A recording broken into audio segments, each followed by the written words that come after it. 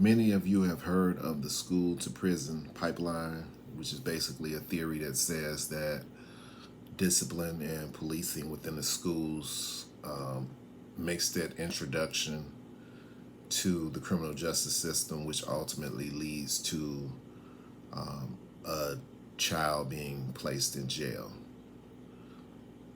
I disagree with it, and it's based upon not what a study says, but on my personal experience. As a kid growing up in the Inglewood community on the south side of Chicago, what I saw is families who embodied a culture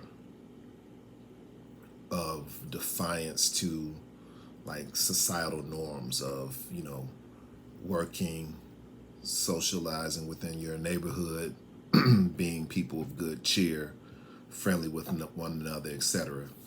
The culture of many of the families, and this dates back to the 70s, was, you know, you're tough, you go out there, you take, you have a reputation of, being that guy who used his fists, instead of his brains.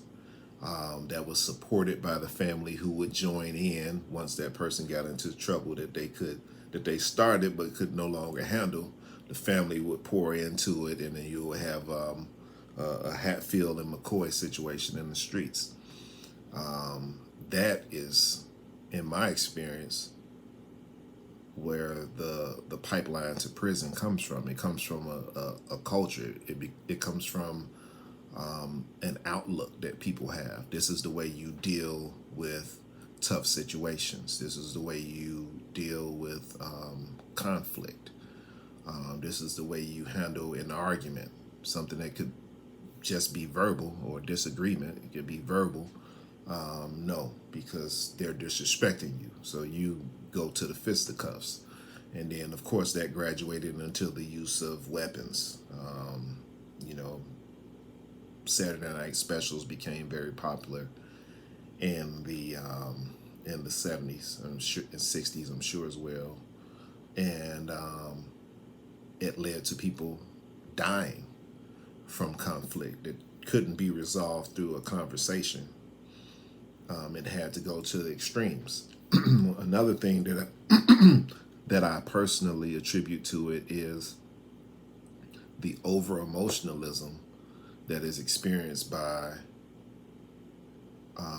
families that do not have the presence of a balance that comes from a man who has those experiences, who understands that it's different for him going about his business in the street than it is for a woman. Most of the aggression that happens in the street is man to man, and you have to learn how to navigate around it. And that's something that a man needs to teach a younger man, a son. And the absence of that, and to be around people who address issues with their emotional state instead of using, logic and the strategy that comes with using logic, results in an emotional response to what could have been a common sense solution, which usually ends up with somebody being shot or killed, especially in this current day and time. Those two elements, we could say that poverty has a certain effect, but we know that there was a time and place in our history where a lot of our people were poor, and that didn't lead them to choose criminality as a response to being poor. That really actually gave them the sense of, I definitely have to be strong, and I have to make an opportunity if there are none available. I'll have to learn a trade, and I have to go out and work until I establish myself as an individual, and then I can have my own business, what have you. Those were responses at one time. So, although those may be a factor to choose certain things that might lead to prison, that's not the sole factor.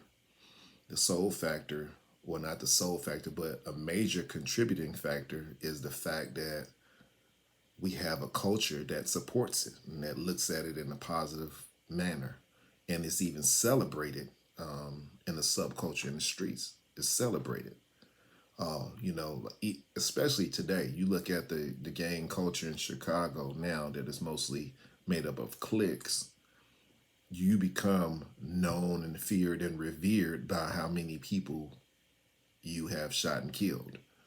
They have fans that span this entire globe who are on the internet on their keyboards talking about which clique or crew goes the hardest when it comes to taking the lives of other people who look exactly like them, which is completely ludicrous. But you have a culture that supports it, a culture that looks at it as if these are real men. These are tough guys. They're from the street. It's celebrated.